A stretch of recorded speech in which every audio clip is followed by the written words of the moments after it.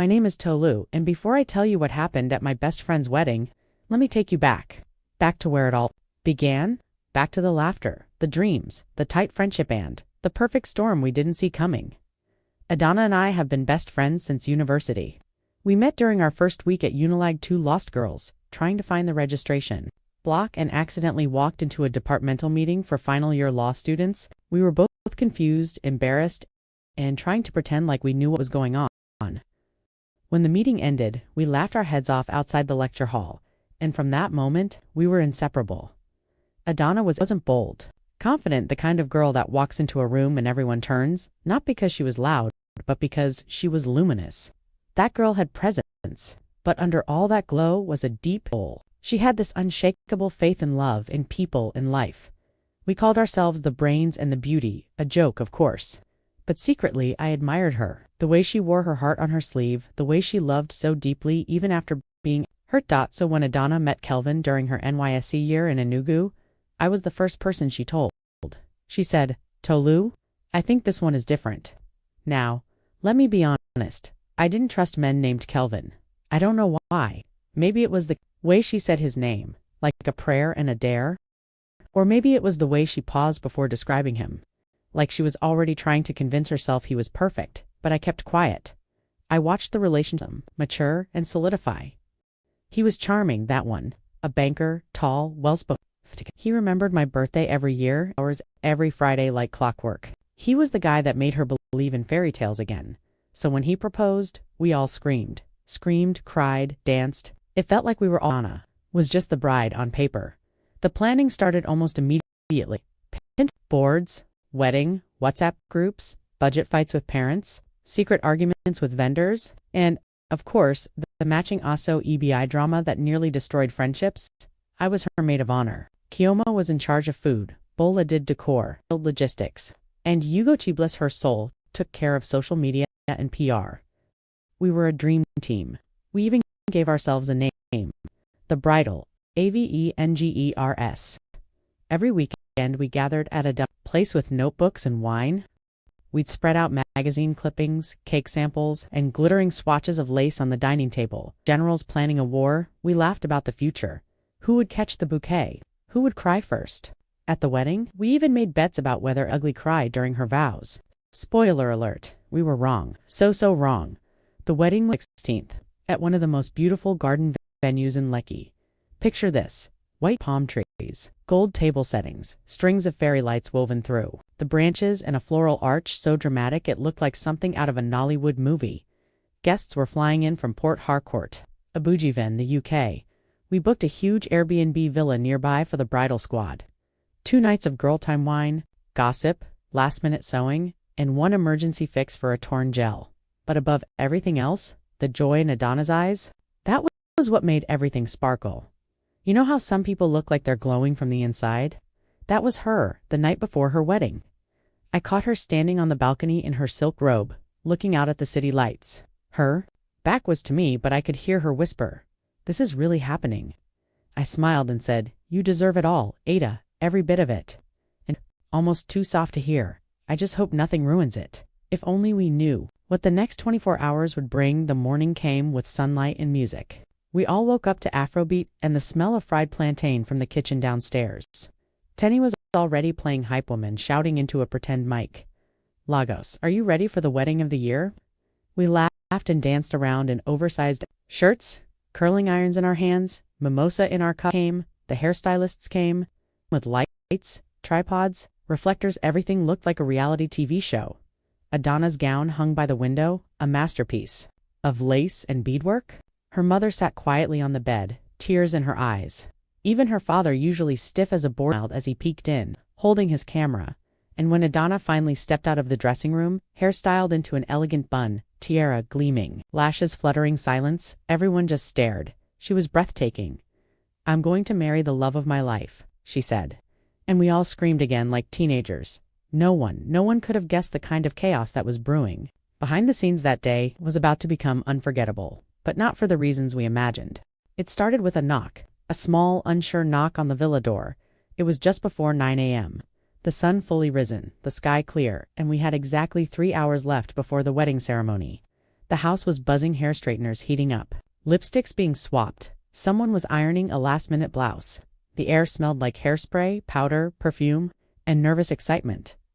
Then came the knock. Chioma opened the door casually. I was upstairs helping Adana with her earrings when I heard her say, "Wait, what?" She called out, "Tolu, you need to come down now." I rushed down, expecting it to be the photographer complaining about light or something, but instead, standing in the doorway, still in her bonnet and wrapper, was Adana's younger sister, Ifeoma. Her slippers were mismatched. She looked like she hadn't slept, and her hands were shaking. "The venue," she started, then paused. "What happened?" I asked. Ifeoma looked from me to Chioma. "There was a fire." Time froze. My brain couldn't even register the words. "A what?" I asked, blinking. "Small fire," she stammered. "But it damaged the reception area. They said something about the generator. It caught fire around 3 a.m. I just stood there blinking. Then Chioma grabbed her car keys and we jumped into her Toyota Matrix, still in our pajamas. Ifeoma got in too, and we drove straight to the venue. No makeup, no brass, just fear and adrenaline. The moment we turned the corner and saw the venue gates open wide, with smoke-stained drapes hanging outside, my stomach dropped. Inside the compound, there was chaos. The decorators were running around, pulling down what was left of the floral arch. One section of the reception tent had collapsed. The white chairs we had paid premium for were covered in st, and the wedding cake, the grand 5-tiered beauty from one of Lago's top bakers, was sitting on a crooked table, melted and leaning like it had survived a bomb blast. I covered my mouth. Chioma whispered, "Jesus." One of the vendors, a short, muscular man with sweat dripping down his bald head, approached us. "Good morning, madam. We're handling it." The fire only affected the left side of the reception. "The rest, where's the event planner?" I asked, cutting him off. He pointed to the corner of the compound where a woman in a blue jumpsuit stood barking instructions into a walkie-talkie. I stormed toward her Auntie Tola. "What happened?" She looked at me and sighed. "This happened?" The caterer's team plugged one whole panel of the tent, some floral setups, and the cake. "I'm really sorry." I stood there breathing hard. "How bad is it?" She hesitated. "Bad but manageable. We're rushing extra hands to rebuild what we can, but it'll delay us. I don't know if we'll be ready by 9:40 a.m. We were supposed to start taking pre-wedding photos by 10, ceremony at 12, reception at 2. I wanted to scream. Chioma stepped closer. "Is the generator still usable?" "No," Tola said. "We're bringing another one. The DJ just found out and said he won't perform unless he's sure there's power. And now he's not picking his calls."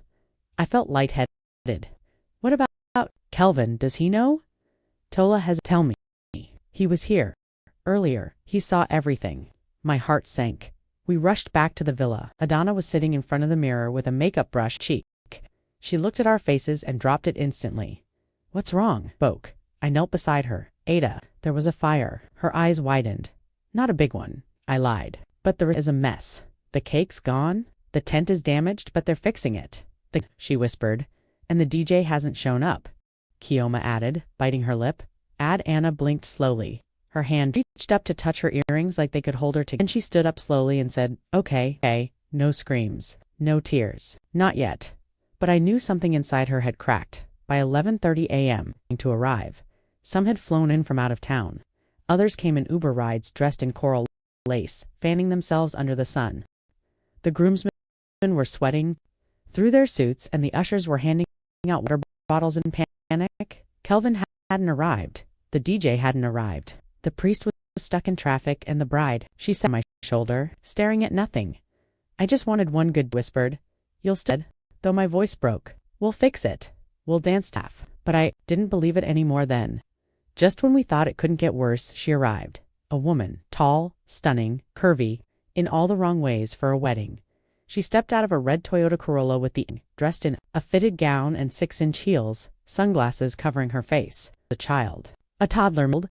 She walked straight into the compound like she had been invited. From a distance as she approached.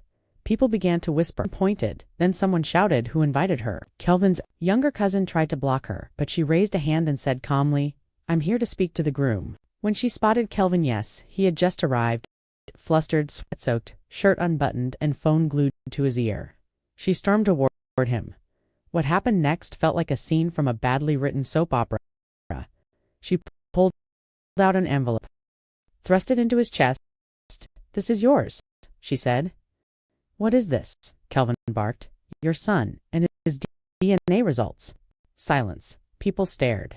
Someone gasped. One of the flower girls, Anna, watching from the bridal car, slowly opened the out. She didn't run, she didn't cry. She just walked toward them.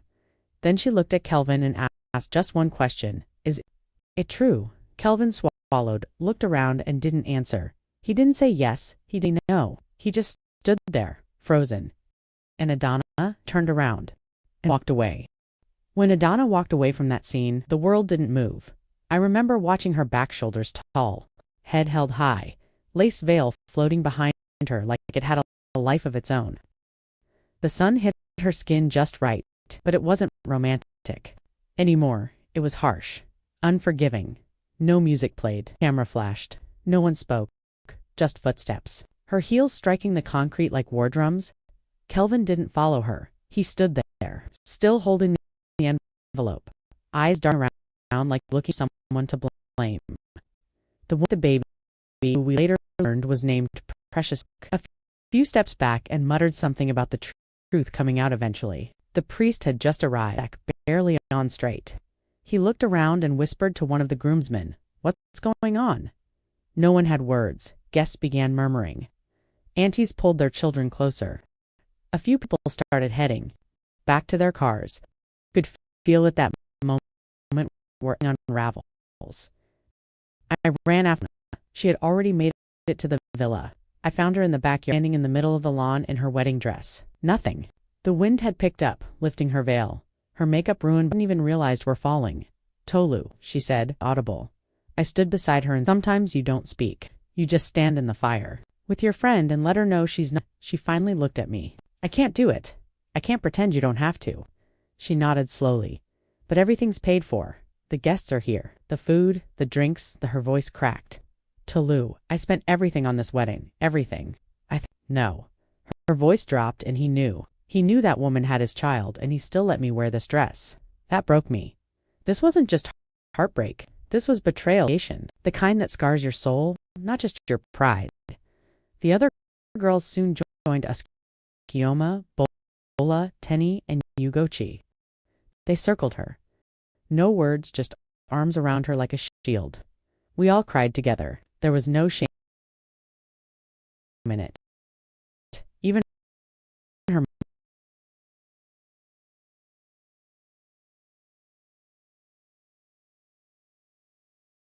mother came outside later. She didn't cry. She didn't ask questions. She simply reached for her daughter's hand and whispered, "My ADA. It's okay to stop. It's okay to walk away." And that's exactly what Adana did.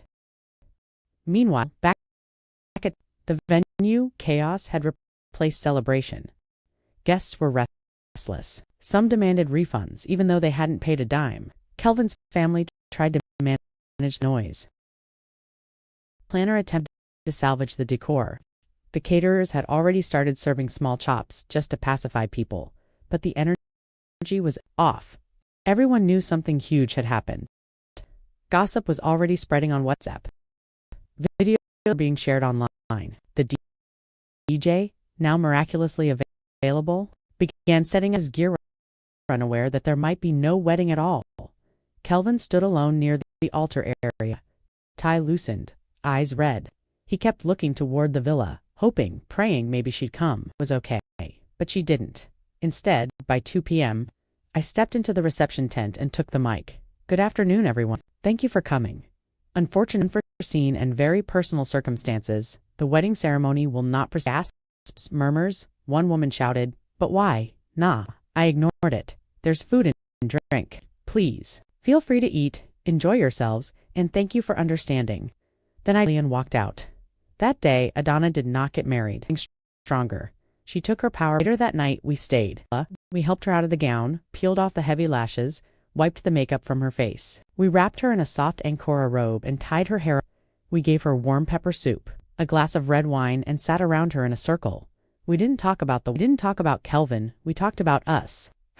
The stupid things we did in university, that during hostel inspection, our dreams for the future. Adana finally spoke. You know what hurts the most? She asked. I wasn't even shocked. I think I knew. There were signs. Ignored them. Kioma held her hand. I just didn't want to be the girl. I wanted the story. I wanted the fairy tale. And now? Donna smiled sadly. Now, I just want peace. The next morning to the venue one last time. Most of the decor, chairs stacked, tables wiped, cake crumbs on the ground, a few balloons still floating, deflating quietly in the corner. Adana stood at the empty tent and looked around. Then she expected. She asked the photographer to take a few of her in her robe, barefaced, fierce. Not for Instagram, she said, for me. Remember the day I chose myself and that moment? That's the real vow, to honor yourself when no one else does. The days after the wedding were quiet. Not just regular quiet hollow. You know, party ends and you're left standing in the middle of the room, smeared, wondering what. That's how the entire week felt. Adana didn't leave her villa immediately. She needed the silence. Time to wrap her mind around everything that had happened. Even in that silence we stayed. We cleaned up the villa, returned unused bottles, sorted out the leftover, turned the Aso IB fabrics to guests who never got to wear theirs. Bola contacted the decorator for refunds. Long arguments with the caterer about damaged. Ugochi blessed her, even managed to roll TikTok clips of the drama. Stayed in her room, reading, sleeping, praying. There was something different about her. She wasn't processing. One more tea and found her journaling. Pages upon pages of what looked letters, confessions. I asked. She looked up, smiled faintly, and said, "Hey, I feel like I dodged a ward." That line stuck with me. What truly amazed me wasn't just Adana's strength, it was the strength. We rallied around her like never before. Each of us took shifts to be by her side. Not because she asked, but because we knew that healing doesn't happen in isolation. We took her out to get fresh air to breathe. One day to the beach, painting class. She laughed for the first time during that painting class. The instructor told us to paint what peace looks like. Adana painted a single woman standing in a forest with no makeup, just her natural hair blowing in the breeze. When the teacher asked, "Is she lonely?" Adana smiled and replied, "No, she's finally free." Kelvin tries to crawl back. As expected, Kelvin tried to return. He sent messages, flowers, voice notes. Even came to the villa once, begging to explain. I panicked, he said. I didn't want to lose her. I was going to tell her. Eventually. But eventually is not a safe place for truth. Adana didn't say much. She let him talk. Let him sweat. Then she looked him straight in the eye and said, "If I marry you, I won't be building a home. I'll be stepping into a cage and calling at a castle. I'm not that girl anymore." Kelvin broke down, but that wasn't her concern anymore.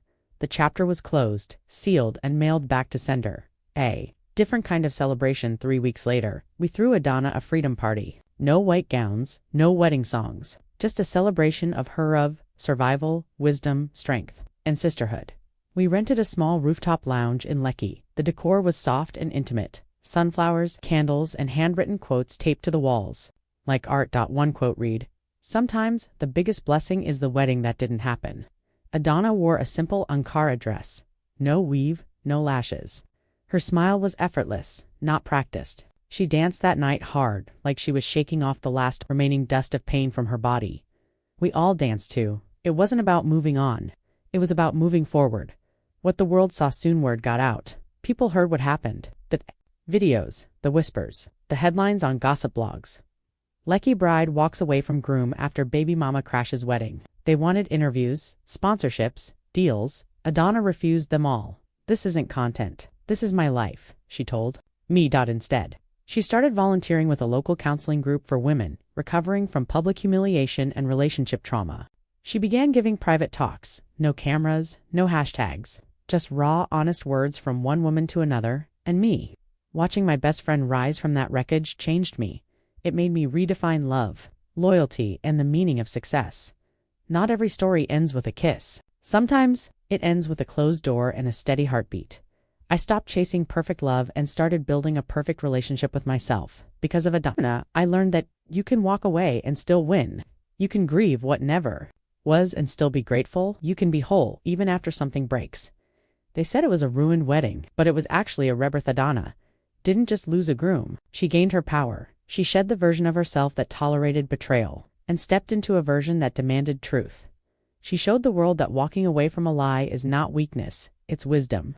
That being alone doesn't mean being unloved. And that sometimes the real wedding is the one you have with yourself. That day taught me something deep.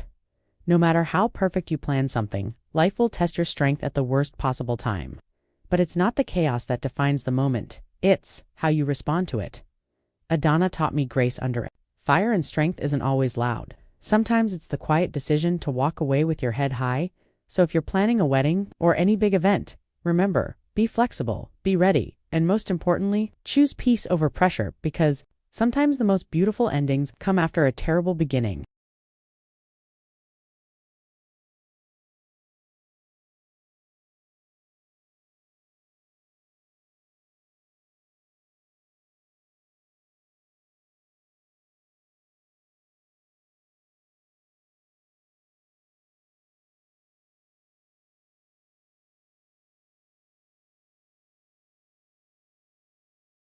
You think your wedding day was stressful? Wait until you hear what happened at my best friend's wedding. Said, my name is sipping Tolu, Lipton, and before I tell you job. what happened at my best friend's wedding, let me take you back to where it all began, back after the dreams, the tight friendship, and the perfect.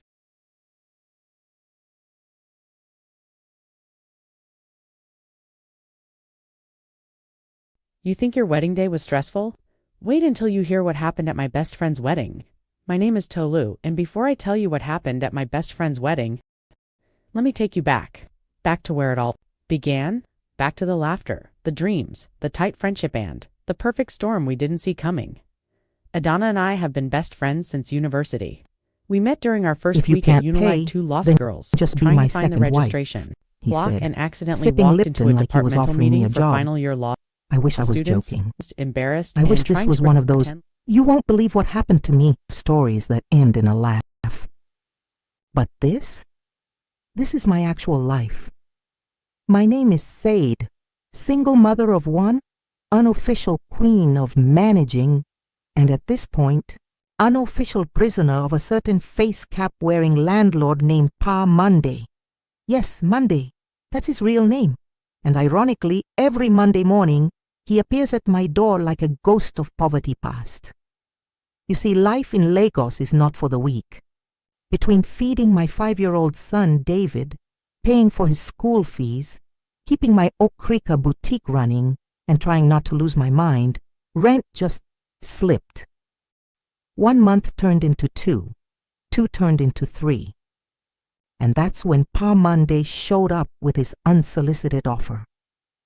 That morning, I had just warmed the leftover jollof rice, 1 spoon left, split it between myself and David, with him getting the lion's share. I was still chewing slowly, pretending I was full when I heard the dreaded knock. Knock, knock. Not once, not twice. 3 solid knocks. The kind that says, I'm not leaving. I opened the door halfway, already rehearsing the same excuse I'd given for the past 3 weeks. I'll pay you next week, sir. But before I could even speak, he stepped inside like it was his father's compound. Said, he said, adjusting his trouser that refused to sit on his waist. Let me not stress you, I have solution. That was the first red flag. Solution in Lagos usually means wahala. I blinked. Solution, sir, he smiled. The kind of smile you see in Nollywood. Movies just before the villain strikes. Yes, see, you're a fine girl, hardworking, you cook well. I can smell it from my flat. So why are you stressing yourself? I didn't like where this was going. I slowly shifted closer to the door, ready to fake a fainting spell. Then he dropped the bomb. If you can't pay, then just be my second wife. Sorry. What?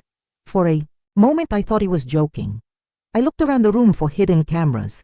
Maybe it was a prank show, maybe a buka would walk in clapping, but no. Pa Monday was dead serious. Wife? I asked, with my eyes wide like NEPA just restored light. He nodded, sitting on my plastic chair like he had bought it. Yes, now. I have only one wife in the village. She's not even on Facebook. You'll be here in Lagos. Second wife. In charge of the Face Me, I Face You compound. I could feel my ancestors staring at me in disbelief. My father didn't fight in the Biafran War for this.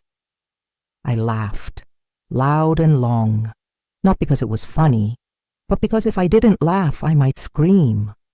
Sir, with all due respect, I would rather mop the ocean with a toothbrush than marry you, I said, trying to push him out gently. He shrugged, unfazed. Think about it, oh. You'll eat free, live free, and still be collecting bride price in monthly installment. From that day, Pa Monday switched tactics.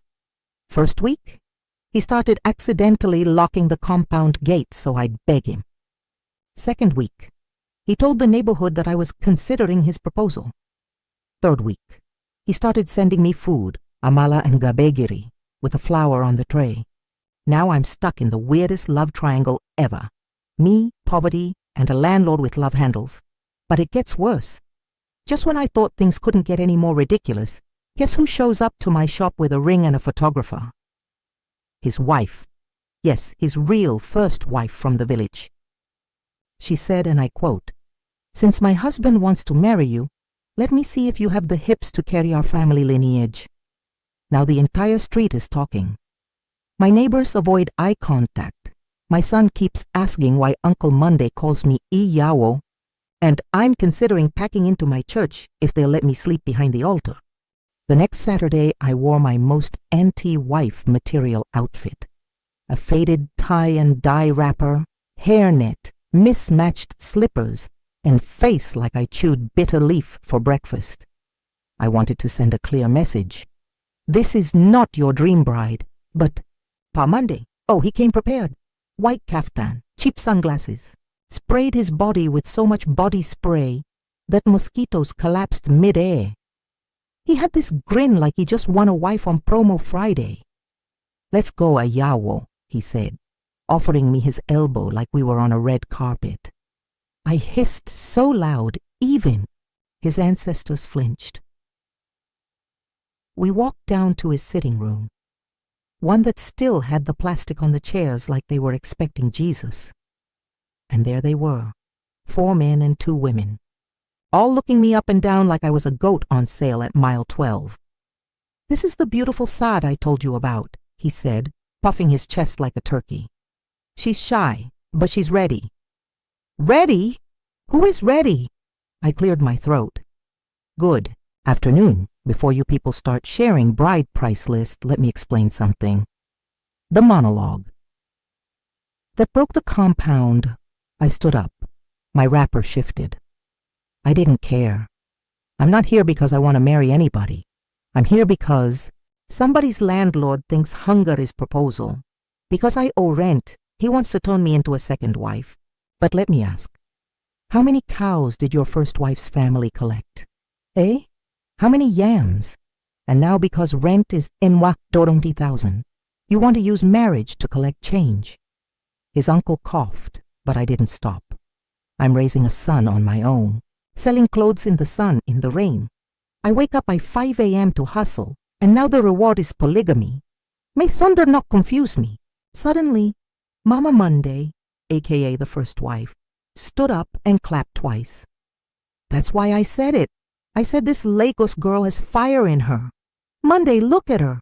You want to turn her to second wife when you can't even fix the borehole. See?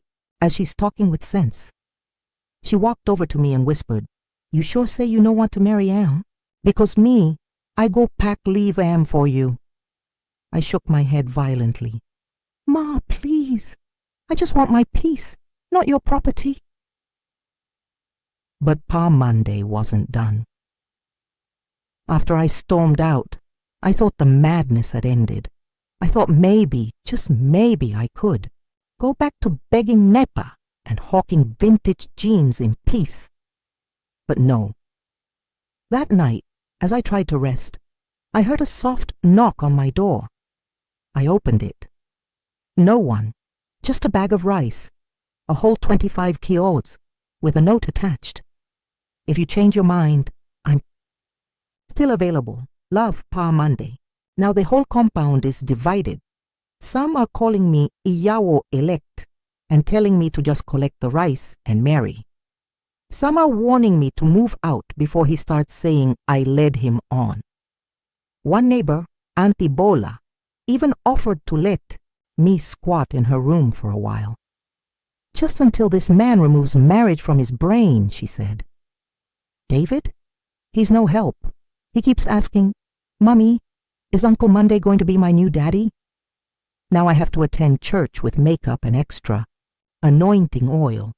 Because this man is not only persistent, he now claims God showed him in a dream that I'm his missing rib. But guess what? I have a plan. I'm talking to a social media influencer to post my story. I've secretly recorded some of his wildest love speeches. I'm thinking of going viral. Not for fame, but for freedom. Because in this Lagos, if you don't fight your landlord with wisdom, next thing he'll rename your flat wife quarters. I did it. I finally posted it. The video was less than 2 minutes, but it held the weight of 3 months of unpaid rent, 5 months of frustration, and one highly delusional landlord's obsession. I titled it, My Landlord Wants to Marry Me Because I'm Broke. Lagos is not real. I wore my pink bonnet, held my phone with a shaky hand, and spoke directly into the camera. You people, come and see what I'm facing. Because I owe rent, this man said I should become his second wife. Not pay small or, not extension or, he said, quote, be my second wife and let us grow old together. Someone that doesn't even flush after using the toilet. Please, is this love or soft kidnapping? By morning, the video had 32,000 views. By afternoon, it hit 120K. Comments started flying in like pepper soup at a Yoruba wedding. Omo! This Lagos go make you marry for Wi-Fi. Please marry him and collect title deed. We move. Drop his number a beg. I want to price him for rent. Even an Instagram blog reposted it with the caption, Landlord turned lover, when house. Rent becomes dowry. But pa Monday, he entered celebrity mode instead of shame. My landlord entered influencer mode. He wore dark shades, started walking around the compound like a rapper from Surulere, and changed his WhatsApp DP to his old wedding photo, with the caption, still available, second wife position open. He even wrote a song, a whole song. One evening I heard him in the backyard singing, Sademi don't let me go. I'll cancel rent, just say hello. My head was spinning. I confronted him. Pa Monday, are you mad or just creatively insane? He just smiled, doing the Zanku dance like it was a proposal rehearsal. You're trending, Sade. We're famous now. Let's build on it. Then came the TV interview. Yes, you read that right. A small online TV station reached out to me. Sadi, we want to share your story.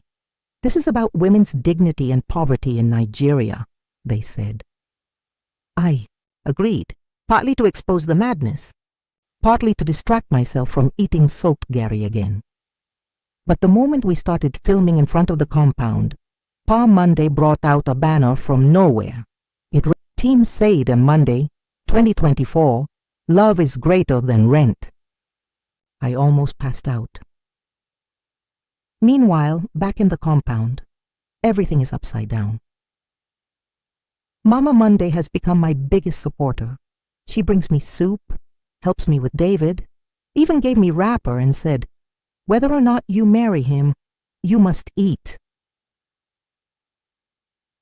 The other tenants now take sides. The younger girls have created a TikTok dance to the song, Cancel Rent, Say Hello. The older women are calling a prayer meeting. This is how Jezebels enter home through rent, one shouted. The men? They're using it as an excuse not to pay their own rent. Pa. Monday, if Sade gets rent-free love, what of us? We're all your children in this compound, one guy cried with a straight face. But the story takes a twist. Last night around 11 p.m., I got a call from an unknown number. Hello? Is this Miss Said? Yes. Who's this? This is Barrister A.O. I represent a real estate company in Lekki. We saw your story.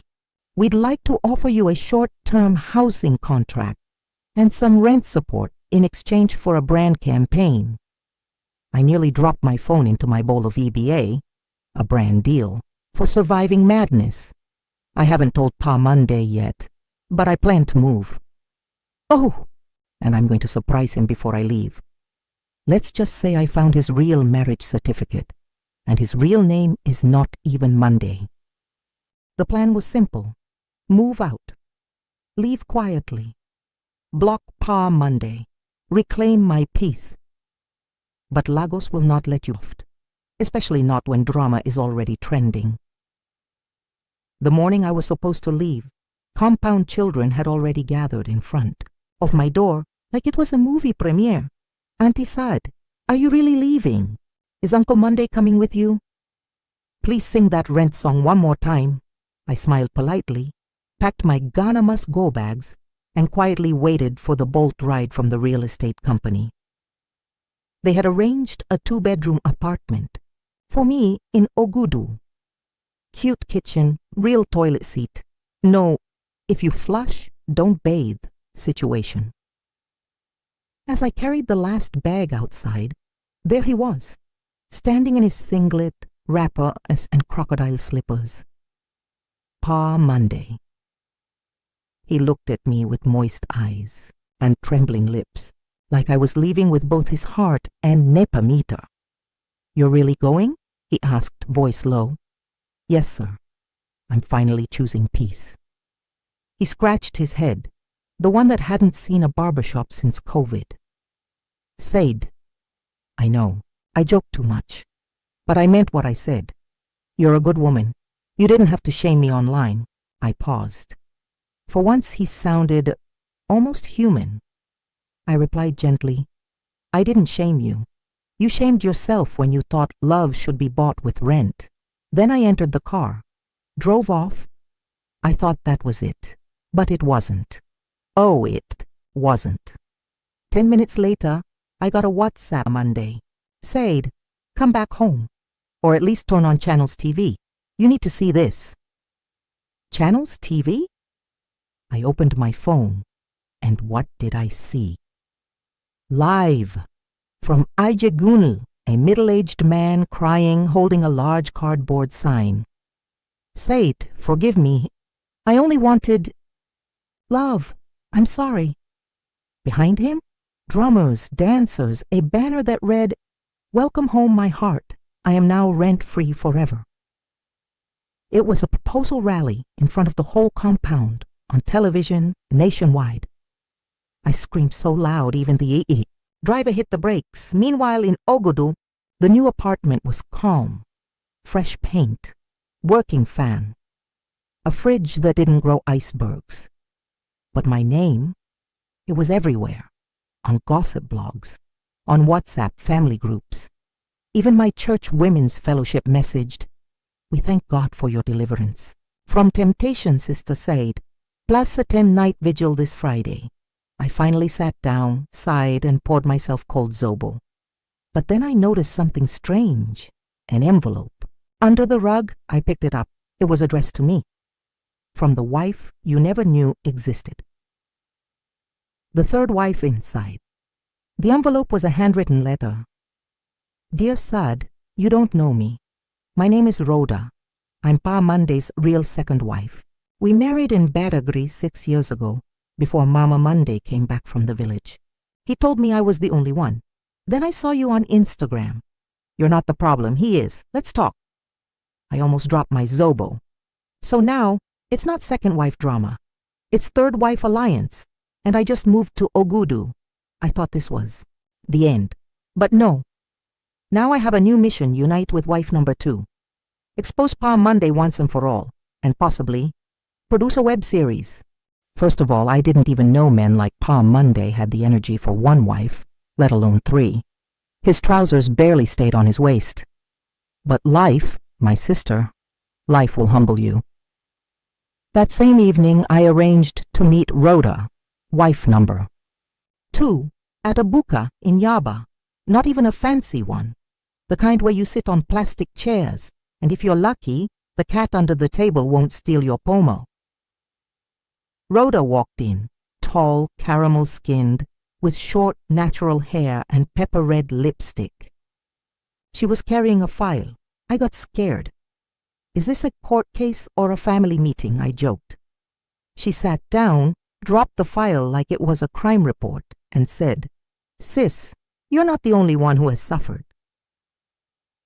The confession files inside. That file was evidence. Real FBI-style evidence. Photocopy of her marriage certificate, dated 2018. Screenshots of chats where he promised her land in Mo. Even a list of women she had suspected over the years. And guess what? I was number 4 on that list. She leaned in and whispered, "I'm not mad at you. I want to bring this man down, but I can't do it alone." My eyes widened. "Bring him down how?" She sipped her malt and said calmly, "Expose him, publicly, fully, with receipts. We'll start with the wives support Zoom meeting." Yes. She said Zoom. Turns out Rhoda had created a secret WhatsApp group, Monday's Victims Anonymous. Current members, Rhoda, wife number 2. Cecilia, ex-girlfriend turned co-tenant. Ngozi, his neighbor who caught him using her DSTV subscription. Me, Sade, chairlady of unpaid rent proposals. That night we had a Zoom call. Rhoda presented PowerPoint slides like it was NYSC orientation. Slide 1, Pa Monday's lies and laundry habits. Slide 2, how he collects love and rent together. Slide 3, action plan. Cecilia from Benin kept saying, "This man must suffer. I swear, I go carry am for shrine." Ngozi offered to leak audio recordings of his romantic threats. Me? I was still trying to believe all this was real life. Meanwhile, in the compound, guess who heard about the Zoom call? Mama Monday, the first wife, the legal certified OG. She called me the next morning. "Sade, so now you are forming Avengers against my husband? If you want to destroy a man, at least give him breakfast first." I sighed. "Mama, please." "He brought this on himself," she paused. "So when are we meeting? I want to join the Zoom." "Yes." The first wife joined us. She changed her name in the Zoom to Mother of Chaos and even submitted Exhibit A, a video of Pa Monday massaging his own feet and singing about bride price discounts. But Lagos had other plans. The moment we planned to go live with our evidence, something happened. Someone was faster. A Twitter account, Rent for Love NG, posted a 5-minute mashup of our stories. With sound effects, background music, even subtitles. It went viral overnight. 2 million views in 24 hours.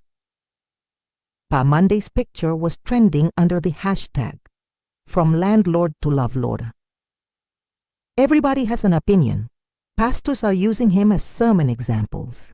Relationship experts are debating, should love cancel debt? Even designed a t-shirt, "Oh, we rent, get married," selling N6,500 per piece.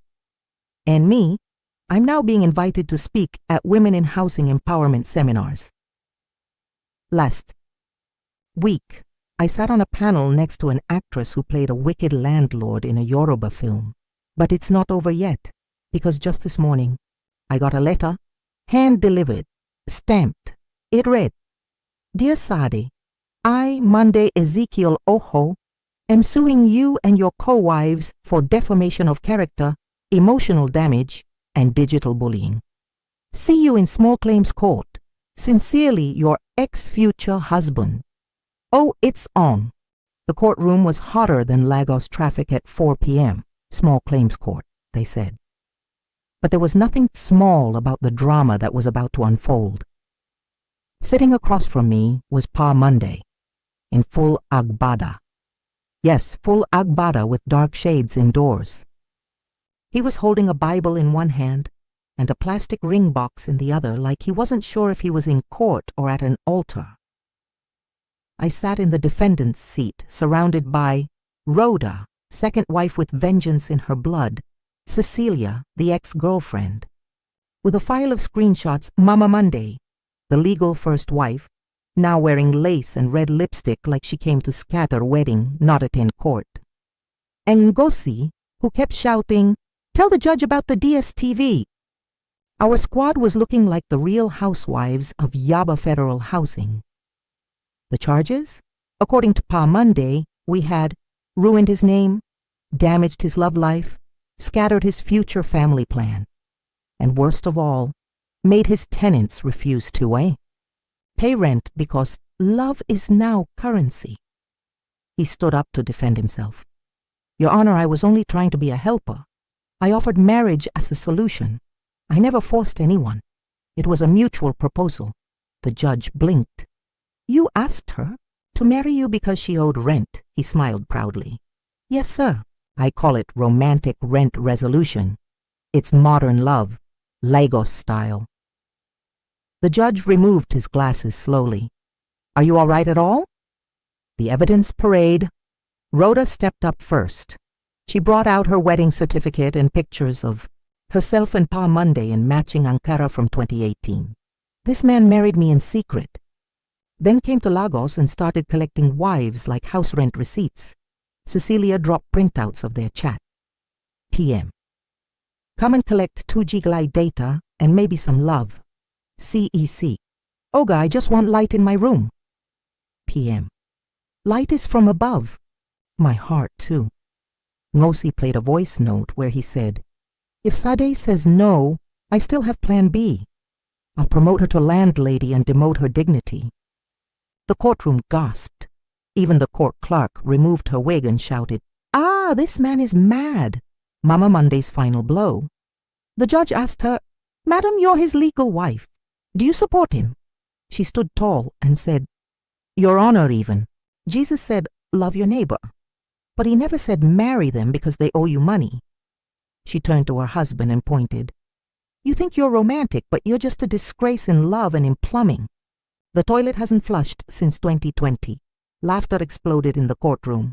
Even the judge chuckled. The verdict. The judge banged his gavel. "I am not here for comedy, but clearly this man has made marriage a business venture.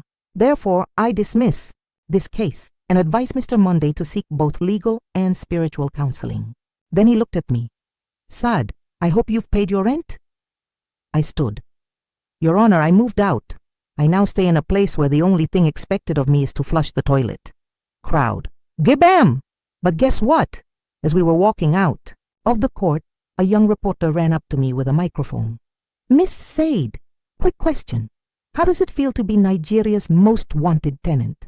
Before I could respond, a man in a suit stepped out of a black Prado and handed me a card. "Good day, madam. We're producing a new TV series. It's called Rent and Romance. You're exactly the kind of real-life story we want." I blinked. "TV series?" He smiled. "Imagine this.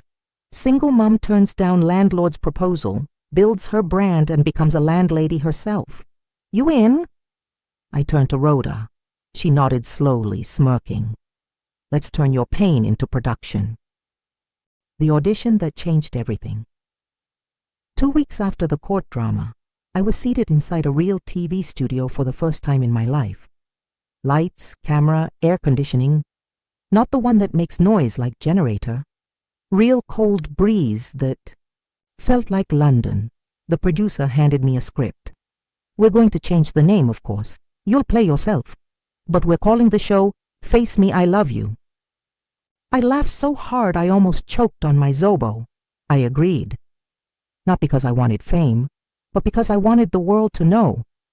You can be broke, but never broken. Meanwhile, Pa Monday was still moving. But after losing the case, you'd think he would lie low. But no. He printed T-shirts that read, "Romantic Landlord. I love, I rent, I rule." He tried to submit an audition tape to the producers, acting out his version of our story. He even wore a brown suit and said, "This was our love story before feminism destroyed it." Producers rejected him in 15 seconds. But did he stop? No. He started giving relationship advice for tenants on Facebook Live. 3 people watched. One of them was his dog. Say This Real Come Up, the show aired. People loved it. Every Thursday night, the whole street gathered to watch. When I finally moved into my new apartment, Someone from the past showed up. David's father, my ex. He sent a long message. Sade, I'm proud of you. You turned pain into power. Can we talk? I replied with a voice note. I just finished paying rent with my own money. I don't need more men. I need more peace. 1 year later, I own the very house where I used to squat. Yes, that same face me I face you. I bought it, renovated it, installed prepaid meter in every room, painted the walls soft cream, fixed the plumbing. And guess what? I made Mama Monday, the new caretaker. She now collects rent legally and peacefully. No marriage proposals included. As for Pa Monday, he now stays in the boys' quarters. Rent-free. Of course. The moral of the story, sometimes life will corner you into humiliation. People will try to take advantage of your need, especially as a woman. They'll think your silence means submission, that your hunger means desperation. But what they forget is this. When a woman chooses dignity over disgrace, peace over pressure, and wisdom over shortcuts, her story doesn't end in pity. It becomes power. I owed 3 months' rent. Now I'm the landlord, and no, I didn't marry anybody to get here. 3 months. That was all the time Amaka had to live the fairy tale of a newlywed. 3 months of laughter, kisses before work, and late-night pillow talk where dreams were built. Her husband, Somto, had landed the contract of a lifetime, an international oil deal in Dubai. It was huge, life-changing. He tried to process her visa, but you know how immigration can be in this part of the world. Paperwork delays, endless appointments. So he had to leave alone. Before he left, Amaka had only one request. Please, she whispered one evening, lying on his chest, let my sister Ada stay with me. You know your mom and Uju don't like me. Somto hesitated, torn between loyalty and logic. Babe, they're my blood. They promised to take care of you. She looked him dead in the eyes. And that's what I'm afraid of. Still, the next morning Somto went to his family house. He tried to gently explain Amaka's preference, hoping they'd understand. But Mama Somto, that woman, arched her brow so high you'd think her forehead was trying to touch heaven, she said. What? She snapped. So I, her husband's mother, am now a threat to her? She wants her own sister so she can be sneaking son's house. Abi?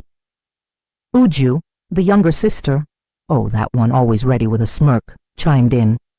Maybe that's how she trapped Somto in the first place. Those ones with sweet tongues and small waists. From that day, it wasn't just about staying with Amaka. It was a silent mission. Amaka heard the knock. Not one. 3 fast taps, like soldiers reporting for duty. She opened the door. Mama. Somto marched in like she owned the compound. Uju followed, dragging 2 Ghana must-go bags and chewing gum like it was her birthright. Where's the room we'll be using? Mama asked, already removing her slippers. No hello. No how are you? Amaka smiled awkwardly. Mommy, good evening. Spare me. Where's the room? She pointed. That was the beginning of war. Uju started using Amaka's face cream, then her perfumes. One day she wore her clothes. Uju, please, next time ask before you... Ask who? Your father's house clothes? You married into wealth now and you're counting clothes?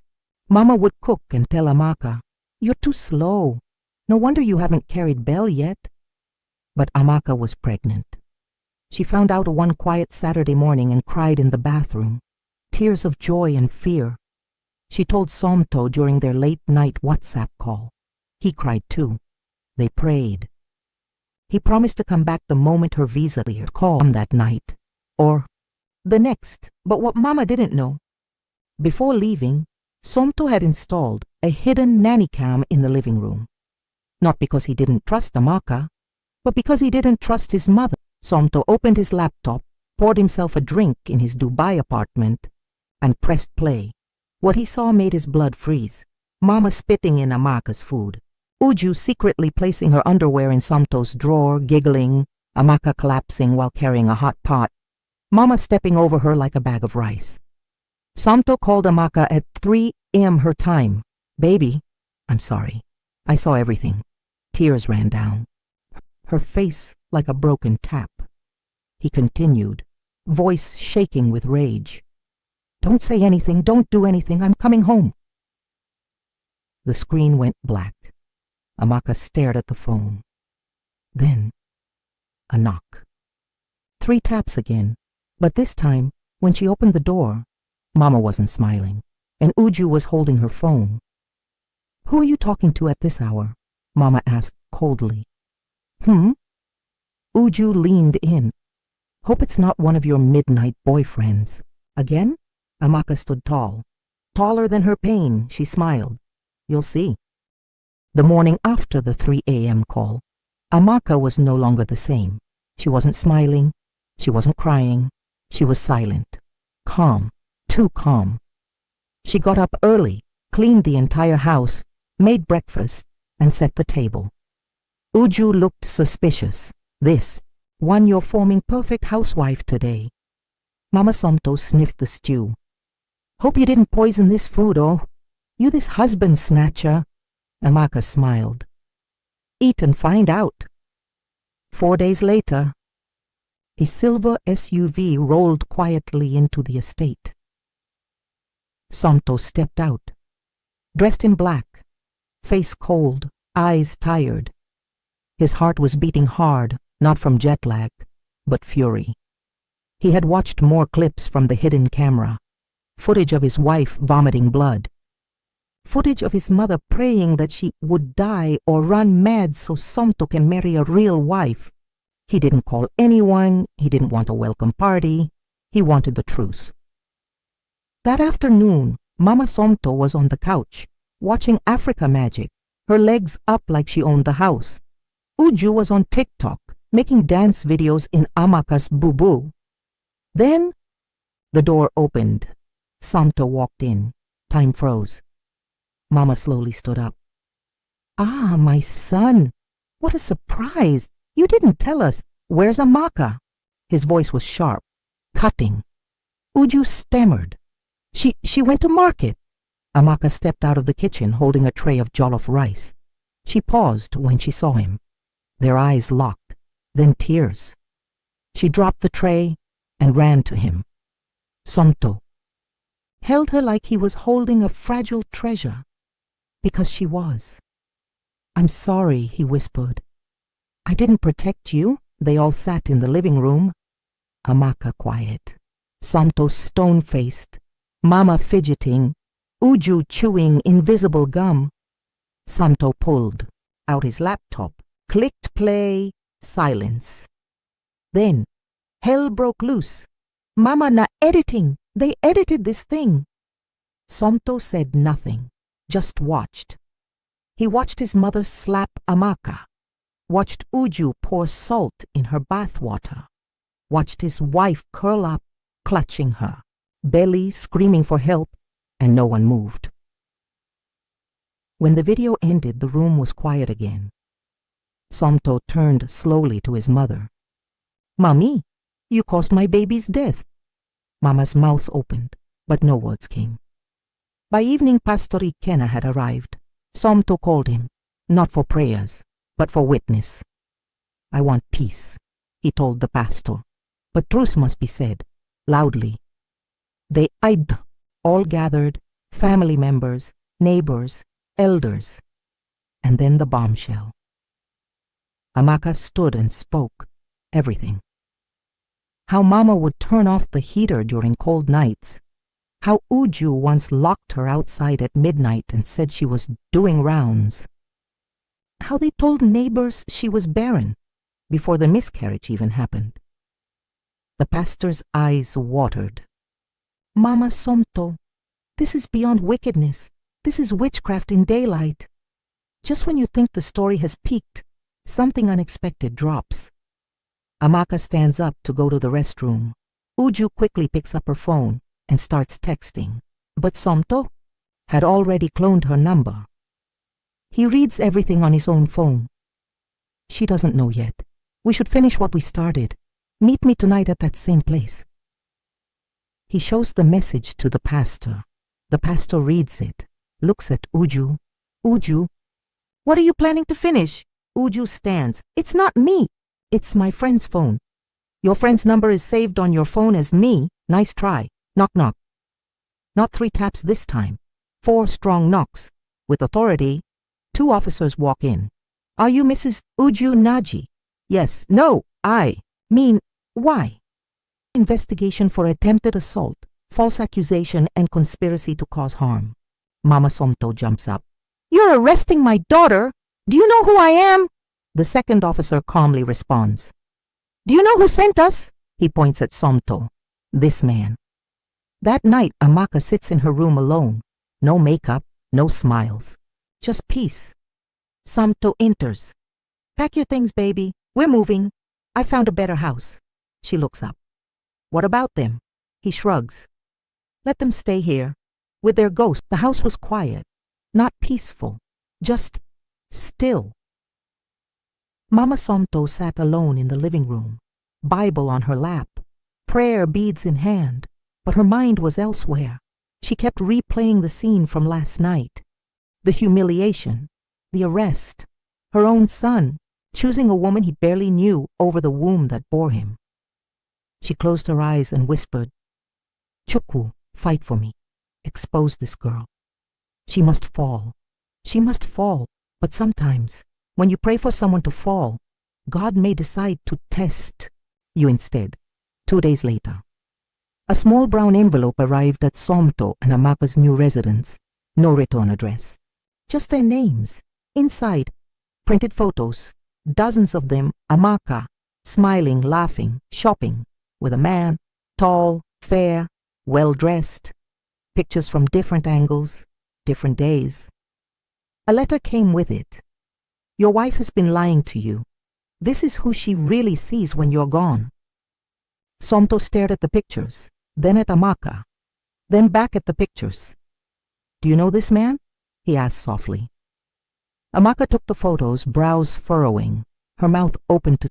Back at the family house, Mama Somto was seated with a man, tall, slim, eyes like razors. Prophet, also they called him. She placed a bundle of naira on the table. I want the truth. I want to know who this girl is, where she came from, and how she trapped my son. The prophet smiled. He pulled out a dirty mirror from a leather pouch. You don't need truth, you need revelation. And once I open this mirror, nothing can be hidden. Mama Somto nodded, smiling. But she didn't know that some mirrors show more than you bargain for. In their room, Somto couldn't sleep. He tossed, turned. Then he opened his laptop again, went through old footage, paused, zoomed. There in the corner of a clip from 2 weeks ago was the same man from the photos, approaching Amaka. But behind him, blurred, just barely visible, was Uju, wearing sunglasses, holding a phone. She was watching, recording, and smirking. Somto blinked. Jesus! He grabbed his phone and called Amaka. She didn't answer. The next morning, Somto returned to the house. Front door open, lights off, no sign of struggle. But Amaka was gone. On the floor? Her phone, cracked screen, still on, still ringing. Picked it up. A new message notification blinked. You said she won. Let's see how she handles round 2. Somto's heart dropped. He called the police. He called Pastor Ikena. He called Amaka's sister. No one knew where she was. Somewhere in an uncompleted building on the outskirts of town. Amaka lay on a mattress, blindfolded, mouth taped, but alive. 2 women stood over her, one short and loud, the other tall, slim, with a familiar smirk. Uju, you thought this was over, she whispered. You thought love would save you? My dear, the story just began. Amaka's eyes widened in horror. The air was damp. Dust hung in the air like suspicion. Emaka's hands were tied, ankles too. She could barely move, but her ears worked, and from the corner of the room she heard Uju's voice. We just need her to confess, record it, whether it's true or not. Once brother hears it from her mouth, it's over. The short woman beside her cackled. And when he dumps her, what next? Uju smiled. Simple. We bring in Ngozi, our childhood friend. She's been eyeing Somto since university. This time, she'll finish what we started. Back in the city, Somto was in his car, sweating, racing through traffic. Pastor Ikenna sat beside him, praying out loud. She must be found in Jesus' name. No evil shall prevail. Lord, expose every hidden plan. Then Somto's phone pinged. An unknown contact dropped a voice note. He clicked play, and there it was. Uju's voice, crystal clear, recorded secretly. Once we get her voice saying she cheated or trapped him with pregnancy, game over. Mama will now bring Ngozi. I'm tired of this village girl pretending to be queen of our family. Somto hit the brakes so hard the car spun. Pastor Ikenna placed a call. A favor. To someone he helped years ago. An officer. Not your regular type. One who worked off the books. We need to track this number. Now. Someone's life is in danger. Within minutes, they had a location ping. Somewhere on the outskirts. Around a warehouse area. Somto didn't wait for backup. He drove like the car owed him blood. Meanwhile, Uju walked back into the room holding her phone. She kneeled beside Amaka, now weak and dizzy. Listen, dear sister-in-law, just confess. Say it. Say you trapped my brother. Say you're a cheat. She pressed record. Amaka, through cracked lips, whispered, I, then stopped. She looked up at Uju with fire in her eyes. You'll never break me. Uju slapped her. Wrong answer! The short woman stepped forward, raising her hand to strike. When suddenly, bang! The door boomed in. Behind him, 2 officers. Uju screamed. The short woman ran but was tackled. Somto ran to Amaka, cut her ropes with a pocket knife, and carried her. Baby, I'm here. You're safe now. I swear they'll never touch you again, Amaka cried. But they weren't. Somto didn't even look at her. Take them, he said to the police. And just like that, Uju's empire of lies crumbled. Back home, Mama Somto was on her knees again, burning incense, muttering psalms. Then her phone rang. She picked. It was Uju, Ami. They arrested me. She froze. What? Arrested for what? I can't explain. Just call Barrister Kalu. Then the line cut. Mama Somto slowly stood. Her eyes narrowed. So, this girl has now turned my children against me. She reached for her wrapper and muttered, They've declared war. I will show them what real war looks like. Somto and Amaka sat in the hospital room. Doctors said she'd be fine. Just stress, dehydration, and a few bruises. He held her hand the entire time. I failed you, Amaka.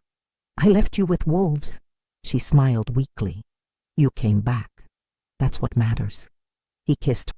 I'm never leaving you again. Then, his phone buzzed. A message. Your mother just filed a lawsuit against your wife for witchcraft, psychological damage, and family manipulation. Somto stared at the screen and laughed. Not a funny laugh. A tired one. Like a man who just realized his battle was only just beginning. Mama Somto at a press conference. Flashbulbs popping. Reporters shouting. She wore all white. Held a Bible. Standing beside her, a prophet, and Ngozi, the replacement wife, smiling beside her like a lioness who smelled blood. My son has been spiritually tied by a woman sent to destroy our legacy. But I have fasted. I have seen visions. And I will not rest until the chain is broken. Cameras flashed, but one reporter leaned in and whispered to another, "This is starting to look like a Nollywood crime series." They both chuckled, but behind them, Amaka was watching from her car with dark shades and a plan. Amaka had stayed quiet long enough. After the hospital, she didn't rest. She made moves. Behind the scenes, she hired a lawyer, a good one. Barrister Nkem, young, brilliant, and fearless. She also contacted the Women's Advocacy Network, and before long, they started digging into the harassment, the fake accusations, and the miscarriage caused by domestic abuse. What started as whispers in private rooms soon became headlines. "Wife of billionaire contract engineer speaks out. I was tortured by my husband's family." "Wife suffers miscarriage after alleged assault by mother-in-law and sister-in-law. Case goes to court," and Mama Somto. Suddenly, all her church friends stopped answering her calls. Even her beloved prophet was arrested for fraud. It was standing room only. On one side, Amaka, dressed in black, calm, eyes cold. Somto by her side, silent but present, loyal. On the other side, Mama Somto, Uju in handcuffs, and Ngozi sitting awkwardly like a spare wheel nobody asked for. The courtroom was tense. Uju pleaded guilty. She confessed everything. The fake photos, the staged scenes, the threats, the kidnapping. When the judge turned to Mama Somto, "Do you still deny having any part in the abuse of your daughter-in-law?" Mama raised her chin. "I did what any mother would do. I protected my son." The courtroom gasped. The judge stared at her. "Madam, you destroyed your son's marriage, his peace, and nearly his unborn child. This is not protection. This is wickedness." Then came the sentence. Uju, 4 years in prison. Mama Somto, restraining order, court-mandated therapy, and a public apology or face contempt charges. It was televised across Nigeria. Mama Somto stood behind a podium, cameras, flashlights, journalists. She cleared her throat. "I, Mrs. Rosalind Okafor, apologize to my daughter-in-law, Amaka. My behavior was unjust. My actions caused her harm. I ask for her forgiveness." She didn't cry. But when she returned home that night, alone and disgraced, she wept. 1 year later, Amaka and Somto relocated to Canada. The contract Somto signed matured. He was now a regional director. And Amaka? She launched a foundation for abused women, named it the 3 Months Hope Project. They bought a quiet house by the lake. Amaka started painting again, laughing again. Then, one bright afternoon, she sat with Somto's stomach. "It's a girl," she said softly. He smiled. "We'll call her Victory." Final scene, Mama Somto's redemption, maybe back in Nigeria. Mama Somto sat alone on her balcony, older, quieter. She now worked as a church volunteer. She hadn't seen Somto in nearly a year, but every month she got pictures of her granddaughter, and every time she held the photo, she whispered, "One day, maybe she'll forgive me too." This is a story of 3 identical sisters. In the heart of a bustling city, nestled between dimly lit streets and neon lights, stood the Blue Moon Bar. It was a place where souls sought solace in music, and none captivated the crowd like the Harmonia sisters, Celeste, Leora, and Vivian. Born triplets, they were a rare sight to behold, sharing the same enchanting features: raven black hair, piercing green eyes, and a melodic voice that could make even the coldest heart melt. Despite their striking resemblance, the sisters were as different as night and day in their personalities. Celeste, the eldest by mere minutes, was the ambitious one, always striving for more. Leora, the middle sister, was the gentle soul, content with their humble life. And Vivian, the youngest, was the wild spirit, always pushing boundaries, always craving the thrill of the unknown. Every night, they sang in harmony, weaving magic with their voices. Yet behind the stage curtains, a storm brewed. The competition among them was fierce, for each sister secretly wished to outshine the others. Their mother, a former singer who had long faded into obscurity, had drilled into them that only the best survived in the world of music. Sing with your soul, but never forget the world only has room for one star. She often warned, her eyes filled with the ghosts of unfulfilled dreams. The pressure to succeed had shaped them in different ways. Celeste pushed herself relentlessly, taking vocal lessons beyond what their modest means allowed. Leora cherished their bond more than the limelight, often playing the mediator between her two feuding sisters. Vivian, always impulsive, sought attention not only through her voice, but also through her reckless antics, often causing concern for those who loved her. One fateful evening, a renowned talent scout, Richard Langley, entered the Blue Moon. His presence sent a ripple of excitement through the crowd. When the sisters took the stage, they knew this was their moment to shine. Their voices intertwined in perfect harmony. Yet Celeste subtly raised her volume, attempting to take the lead. Leora, sensing the shift, tried to balance it, while Vivian, unwilling to be overshadowed, matched Celeste's intensity. Their once fluid performance became a battle of vocal prowess. The performance was breathtaking, but Langley had only one offer to make her solo contract. "You're all incredibly talented, but I'm looking for a solo act," he announced after their performance. "The industry doesn't need a trio. It needs a singular sensation. Think it over. I'll be back tomorrow night." And with that, he left, leaving a thick silence between the sisters. That night, Celeste and Vivian lay awake, their minds racing with possibilities. Leora, on the other hand, felt a deep sadness, knowing that this offer could break them apart. As the next day dawned, an unspoken tension loomed over the sisters. Celeste was the first to voice her ambition. "I should take the contract," she said confidently. "I've always led our performances. You both know it." Vivian scoffed. "Excuse me. I'm the one with the most stage presence. If anyone should go solo, it's me." Leora looked between them, hurt flashing in her eyes. "What about staying together? We've always been stronger as a trio. Maybe you've always been comfortable in the background.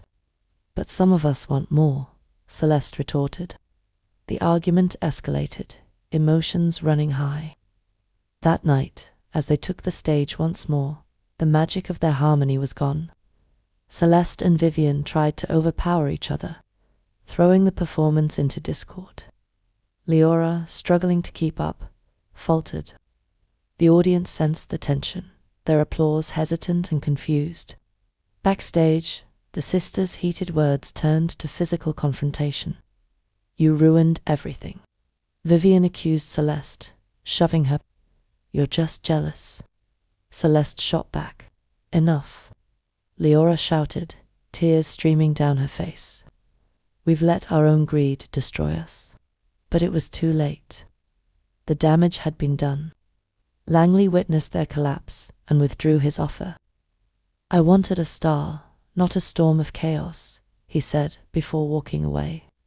Their fallout was swift. Celeste left the group first, trying to make it on her own, only to find the industry harsher than she had imagined. Vivian followed, but without the backing of her sisters.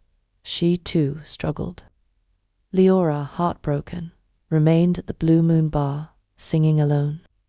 As time passed, Celeste found herself singing in small venues, her once bright future dimming under the weight of loneliness. Vivian fell into a downward spiral, using alcohol and reckless behavior to cope with her failing career.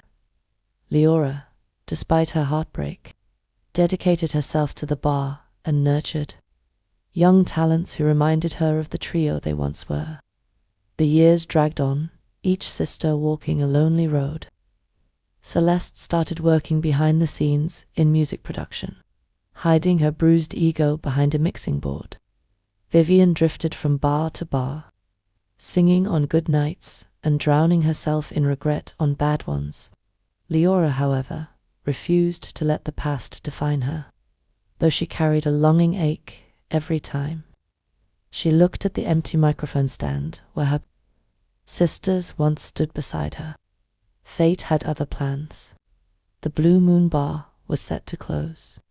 Unable to sustain itself amid the changing tides of the entertainment industry, the bar owner, an old friend of their late mother, reached out to Leora, suggesting one final grand show to honor the venue's history.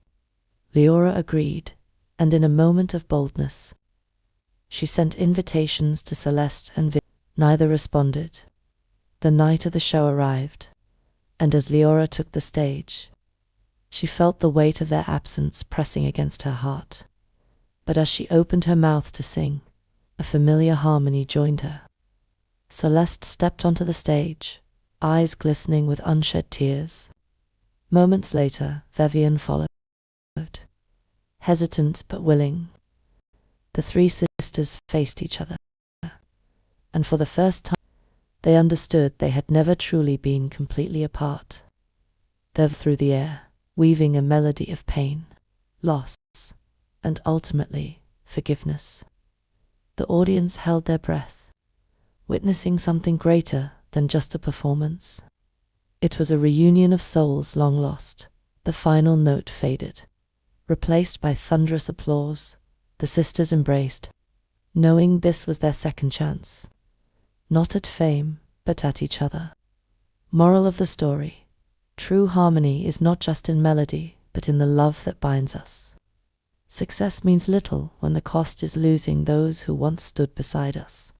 Family, despite its trials and fractures. I thought I was the breadwinner. I didn't know I was the bread they were about to eat. Poverty makes you creative. Some people pray. Some people beg. Some people enter Yahoo. I chose the third one, not because I wanted to, because hunger doesn't listen to Bible verses, because my mother's eyes had grown too hollow and my younger siblings' uniforms too torn, and because every day I came back home empty-handed. My father's silence grew heavier, like he was mourning me while I was still breathing. So I entered the game. Yahoo. Wire, format loading. Sweet mouth